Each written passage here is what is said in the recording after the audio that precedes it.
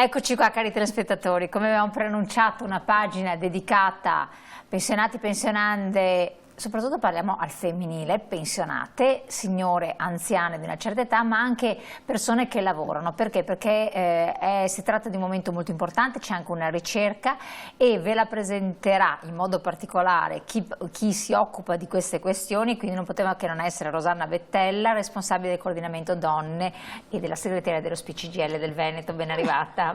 Salve, buongiorno a tutte e a tutti. Allora, io di me farò una rivoluzione, diciamo che è il titolo, la copertina di lancio di una, non è anche un'assemblea, un'assemblea che poi è stata anche un approfondimento, un convegno che avete, eccolo qua, vediamo insieme, che si è svolto di recente, no? Due giorni.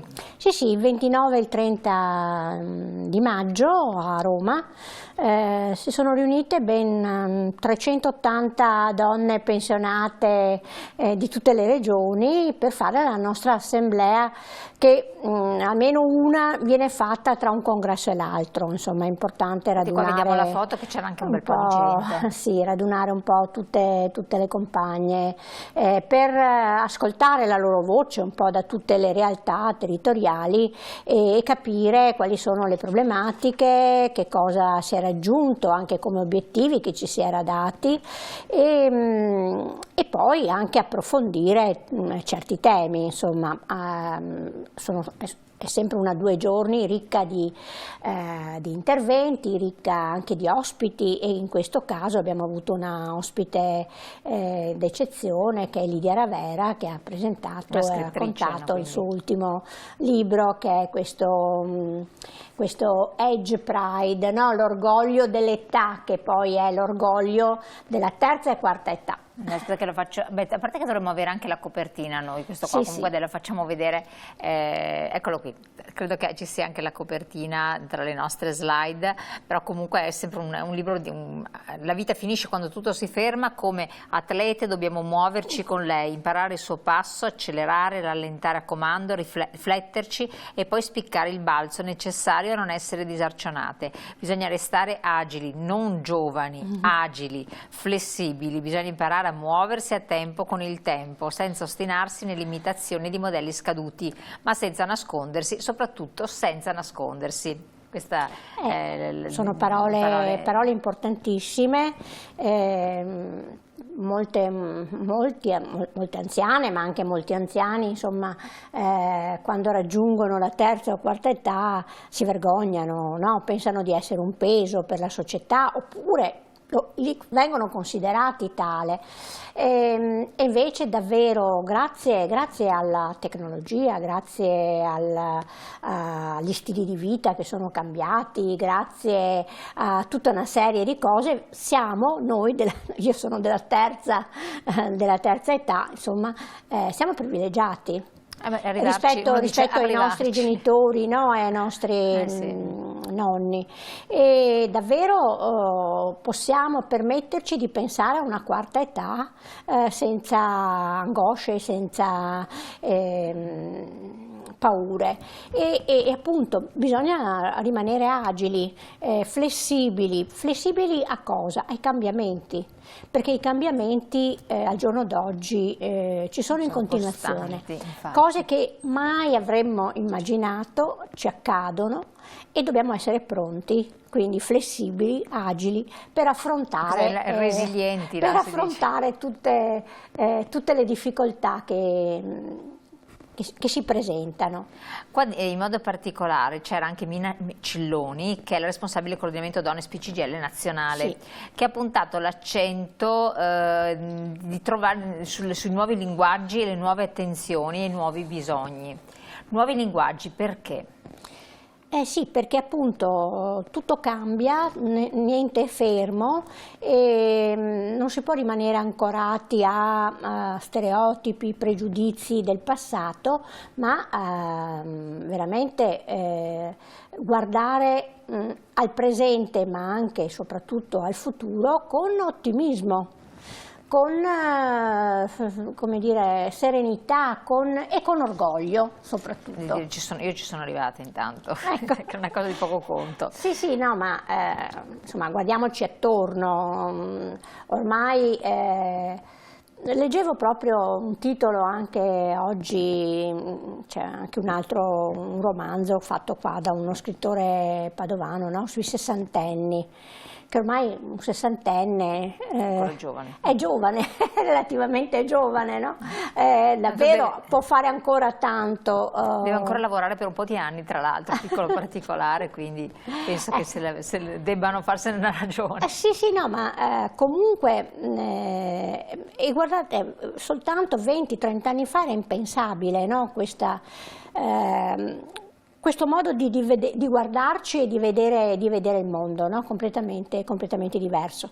E dobbiamo prenderne atto soprattutto perché c'è una crisi demografica incredibile, nascono pochissimi bambini e appunto la terza e la quarta età sempre più abbondante, perché noi poi apparteniamo ai boomers, no? Quella generazione numerosissima e quindi davvero se non stessimo bene in salute e se fossimo piegati dal peso degli anni e della vita sarebbe davvero un problema grosso per la società. Assolutamente. Voi avete puntato l'accento su questo aspetto, quindi anziani e anziane sempre più attivi, dinamici e presenti a se stessi, che è una cosa molto importante della propria vita, quindi fanno ancora dei progetti di vita.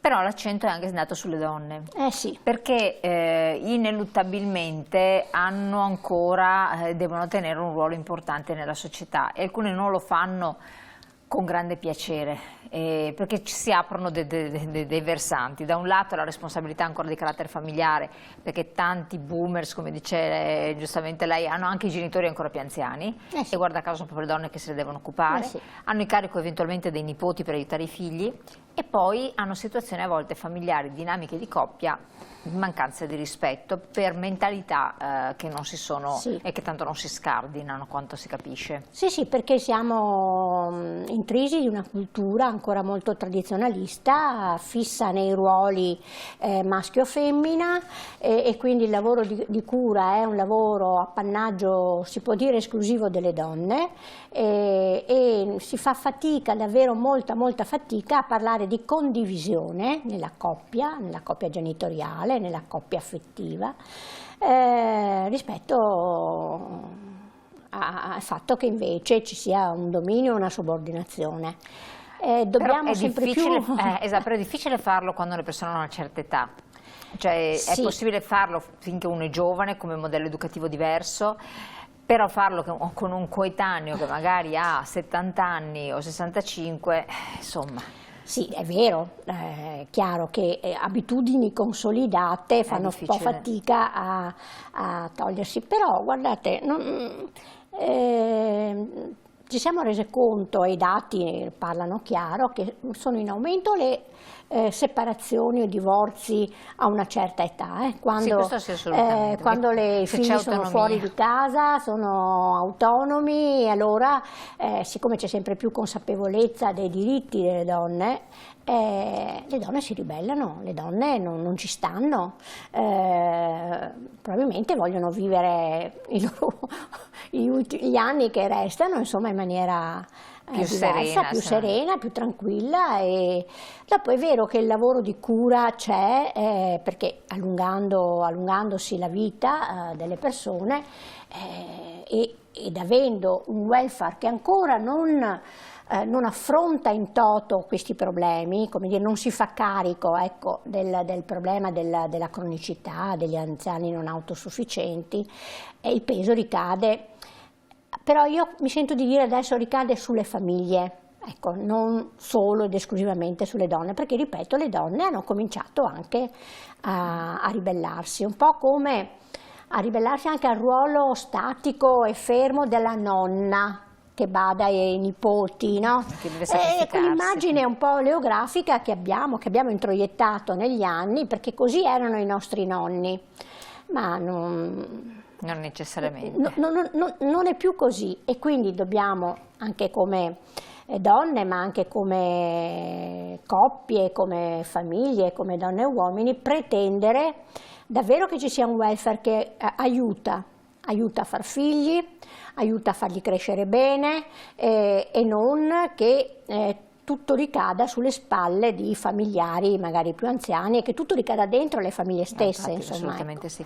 L'altra cosa che è emersa è che voi avete condotto nel tempo tante, dopo torniamo sugli aspetti della donna, tante battaglie, quando riguarda sempre le donne, tante battaglie passate. Siccome il tempo è passato, avete acquisito anche dei diritti, delle posizioni, basti citare soltanto l'aborto e tante altre ancora, tante libertà acquisite, che però si vanno dimenticando e quindi avete anche la responsabilità sociale di trasmettere il testimone, far ricordare che queste conquiste sociali, che sono un po' come quelle dei lavoratori, no?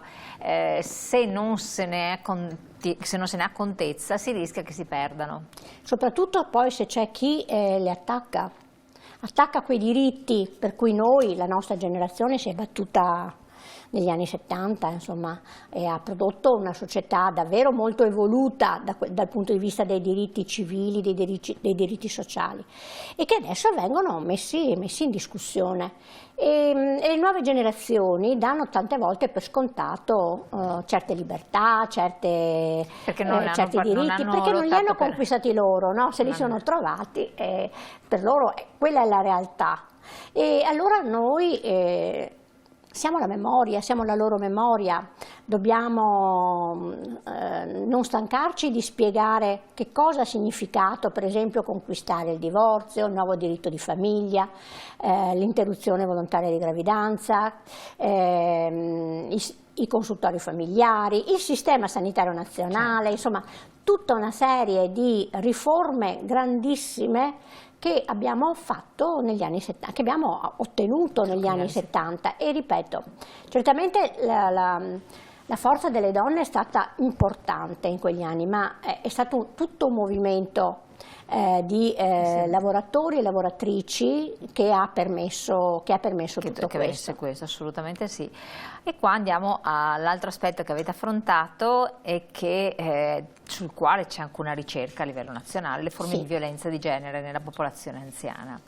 È un tema molto delicato proprio perché si parla di persone anziane, non ci si va neanche a pensare che possano esserci queste anche escalation di violenza. In realtà purtroppo sentiamo parlare di femminicidi anche tra coniugi di una veneranda età, però succedono, e purtroppo ci sono violenze proprio anche nei confronti degli anziani da parte dei figli stessi, dei familiari, forse dovute anche all'esasperazione.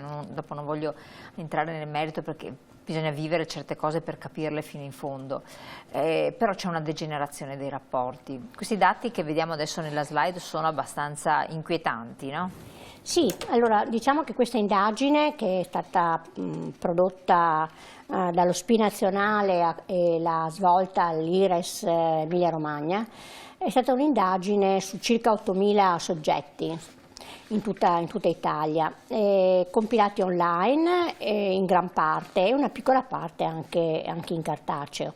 Naturalmente a questo questionario hanno risposto soprattutto donne, il 77,1%, e però è stata data la possibilità di rispondere anche agli uomini, infatti avevano un percorso particolare con delle domande ad hoc, insomma, rispetto al tema violenza sulle donne.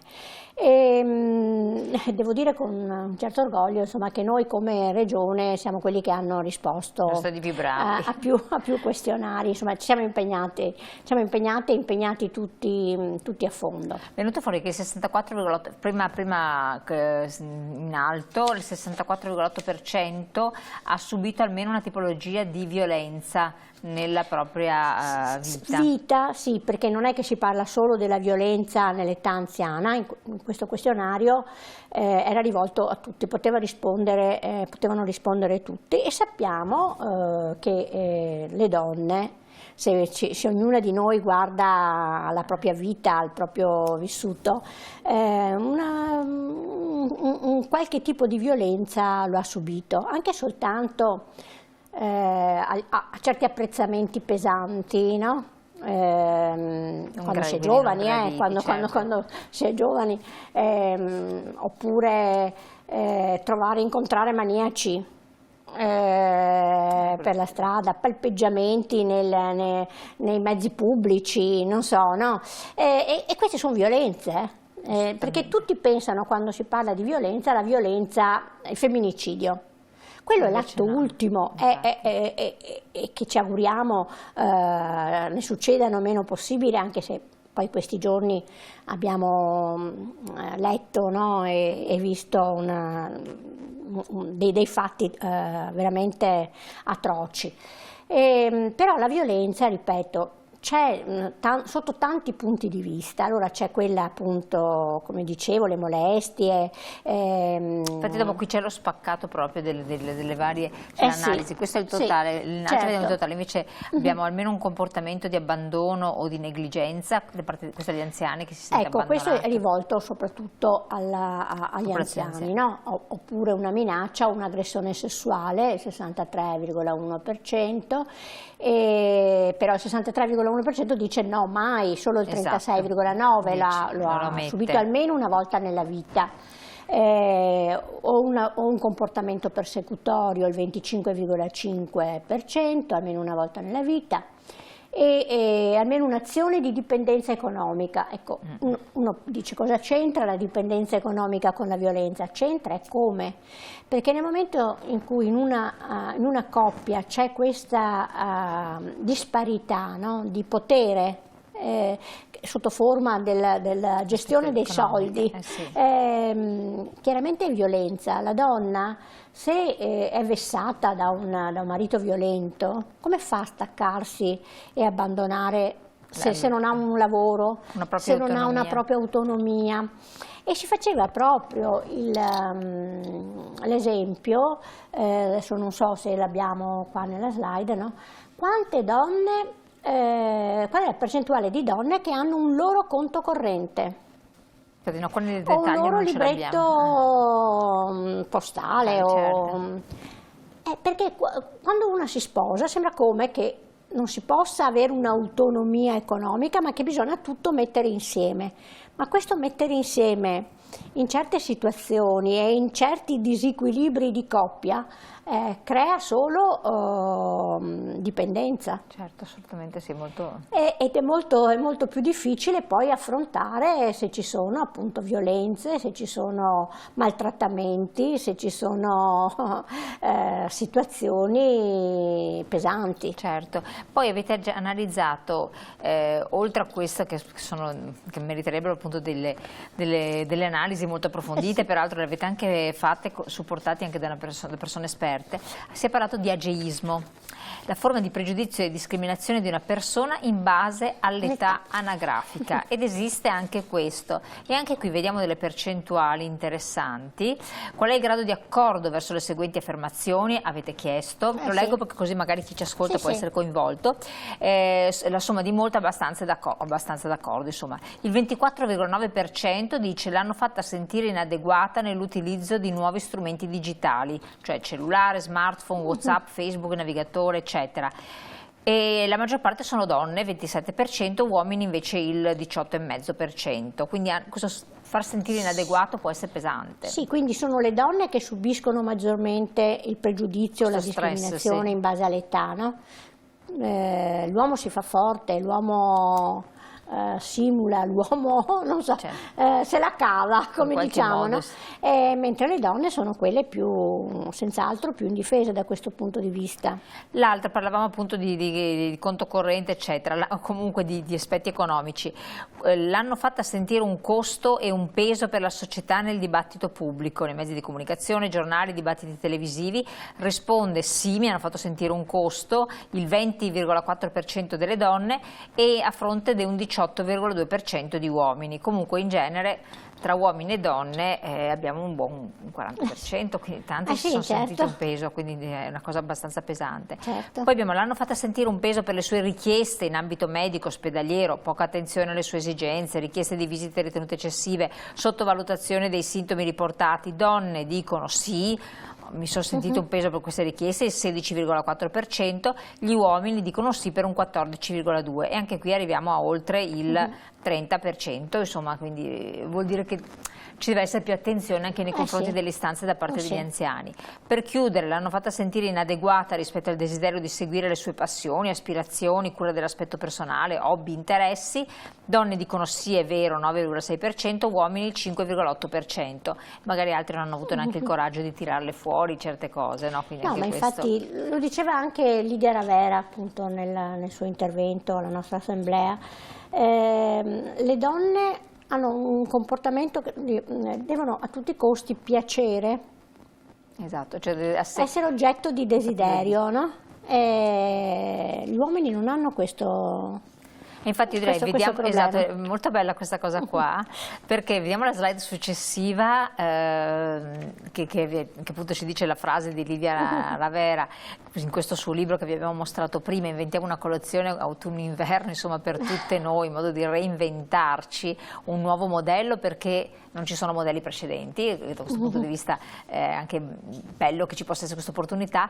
La slide ancora dopo riprende questa frase che diceva Rosanna Bettella: tutti gli uomini non se ne stanno lì tutti impennacchiati ad aspettare di essere scelti, scelgono, si comportano da soggetti di desiderio, impariamo anche noi. Quindi dice la scrittrice, diventiamo soggetto di desiderio, non oggetto di desiderio scaduto. È proprio vero, no? È proprio vero, e quindi anche qua lei faceva molto riferimento al fatto che molte di noi fanno di tutto per dimostrare di essere più giovani, no? senza accettarsi come si è, com'è, no? E invece veramente la bellezza c'è in ogni età, c'è in ogni momento della vita e tante cose che possiamo comunque possono reinventare e costruire, assolutamente. Sì, certo. Allora grazie Rosanna Bettella perché avete aperto un tavolo di discussione importante. Ovvio che non c'era prima, perché prima non si arrivava così in là nel tempo, anche in modo anche molto attivo e dinamico, per cui questi temi li riaffronteremo ancora insieme. E detto questo io vi lascio, ringraziamo ancora la nostra segretaria di essere stata qui con noi, segretaria, perché in realtà anche oltre che responsabile non sono più sì. Ecco, responsabile coordinamento donne, sono rimasta alla fase precedente, e a voi lascio invece alla pubblicità perché poi noi ritorniamo in studio con i nostri approfondimenti. Grazie. Grazie.